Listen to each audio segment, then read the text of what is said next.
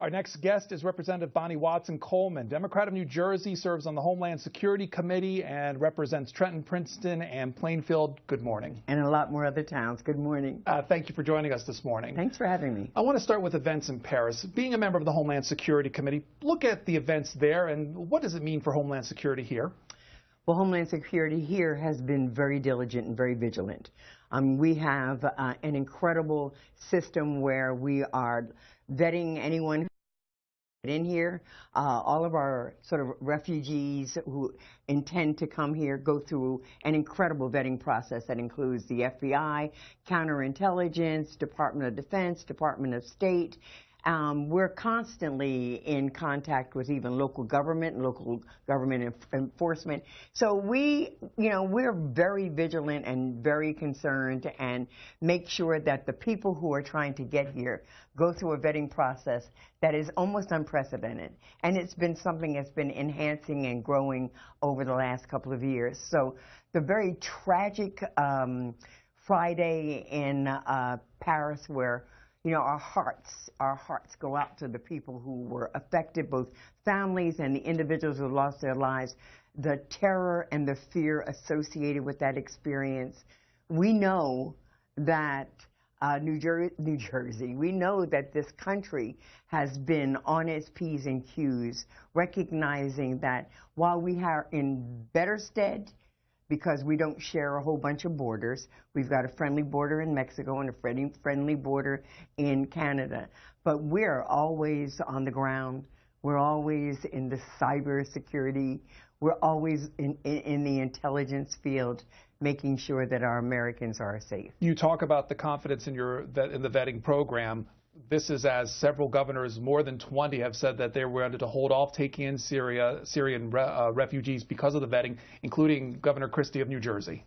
Yeah, well, I think that there's a lot of emotional reaction to what we're visualizing that has taken place in Paris. And I think that, our states, our governors, including the governor of New Jersey, will get to be reassured that individuals that are coming across our borders, they're going through biometric, going through all kinds of identifying and re-identifying opportunities to determine who they are, what's their background, why are they trying to leave. We really have to balance our reaction to what we see and who we are, because there are people who are leaving Syria because they've been persecuted, the threat of persecution, the violence, some are violently ill, there are vulnerable children and women, and we're a country that has been open to accepting immigrants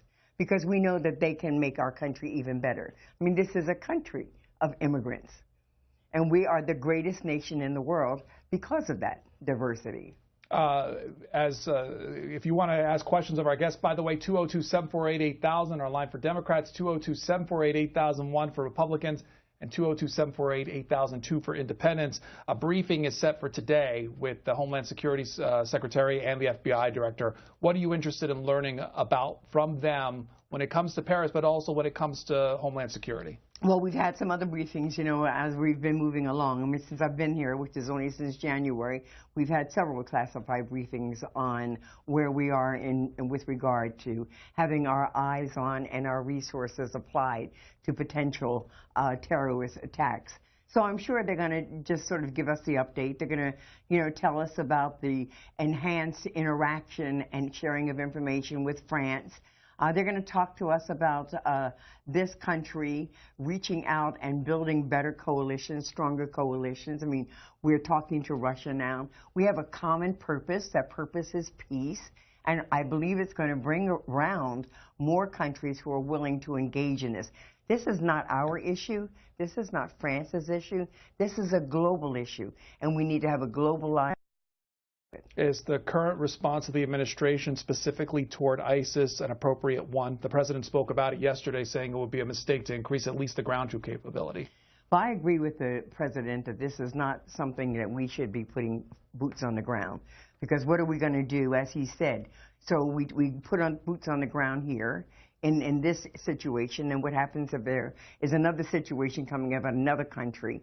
Do we put boots on the ground there? There's no end to a war when we're engaged with boots on the ground. I think that we are smart and strategic in how we're approaching this, and I think that now recognizing that anybody is vulnerable, and look at what happened with the Russian plane, I believe we're bringing more parties engaged in this, recognizing that they're threatened by this, so there'll be more countries that are all